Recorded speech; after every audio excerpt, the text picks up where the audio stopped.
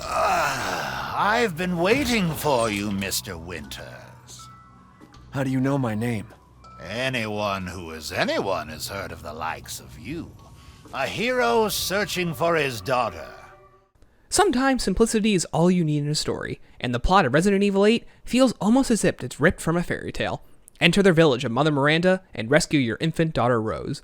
This simplistic narrative puts Ethan's love and care for his daughter Rose at the center of the story, and remakes Ethan's character from your everyday average Joe, who's supposed to be a stand-in for the player in Resident Evil 7, to a heroic father who will sacrifice anything and everything for his family, no matter the cost.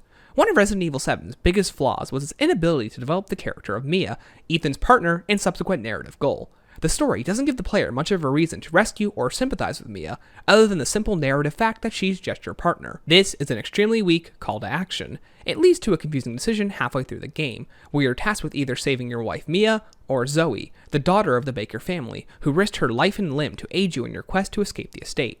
Many people, myself included, wanted to choose Zoe, because the game doesn't do a good enough job at developing Ethan and Mia's relationship, leaving much of it a mystery. The argument for choosing Mia is almost non-existent compared to the argument made for Zoe, and if you choose Zoe, the game treats this choice as the bad ending, with Mia perishing to the virus caused by Evelyn, and Zoe is quickly calcified and killed before the game forcefully hands the control back to Mia. Even Mia's damsel in distress situation is broken when you're able to take control of her on the ship. This devalues Ethan's heroic actions, as it proves Mia is able to hold her own without the help of her partner, and because Evelyn imprinted on Mia, there isn't a good enough sense of urgency in the situation. Mia is in no real threat of danger, simply thrusting Ethan through trials and tribulations in the hopes of escaping and returning home.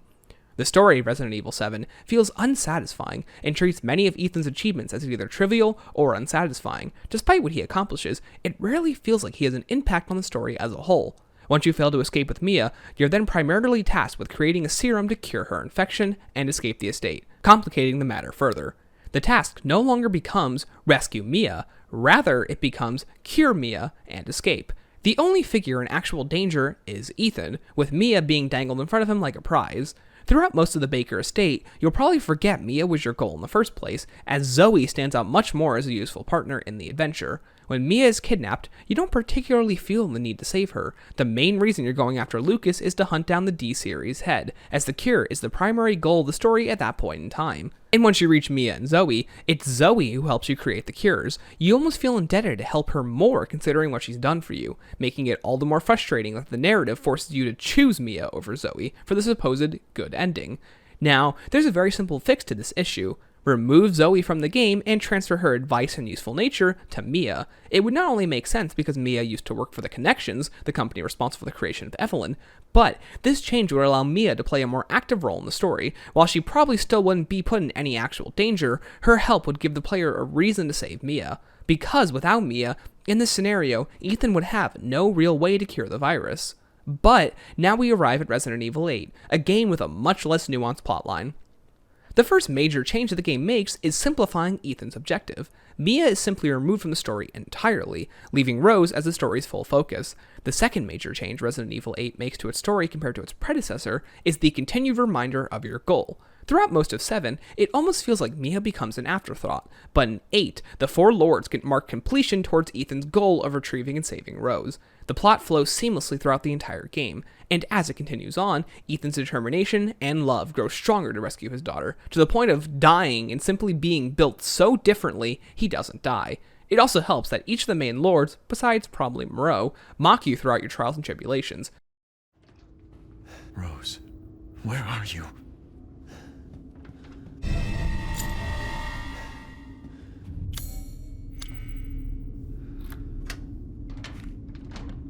Oh shit.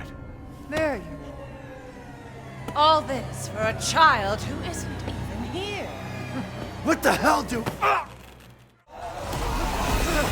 Damn you, Winters!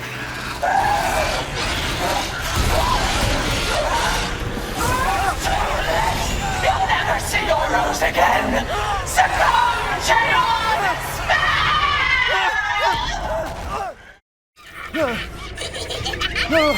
Everything would be better if Rose wasn't born. Fucking monster. I just want to fix my daughter. So do I. Do you have any idea how powerful that kid is? Together, we can go save Rose, and we can use her to grind Miranda into paste! My daughter is not a weapon. Fuck you! I'll stop it. I'll use Rose to kill Miranda. Poor Papa. You're the only one who doesn't see your kid's power.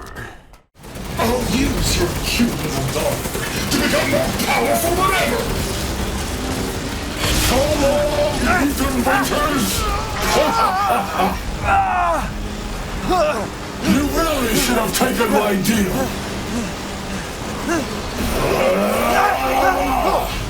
You'll be Rose in the afterlife! Rose's power is one! Right after I murder Miranda!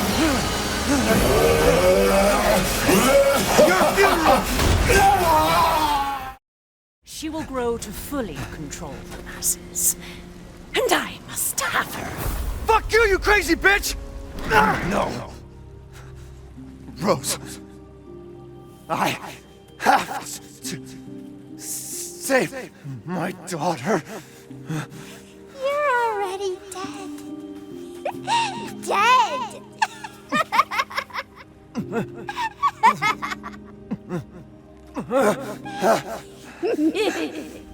I will save Rose! My desires will be fulfilled! Rose is mine! What the fuck? The third great change that 8 makes is the storytelling to Ethan himself.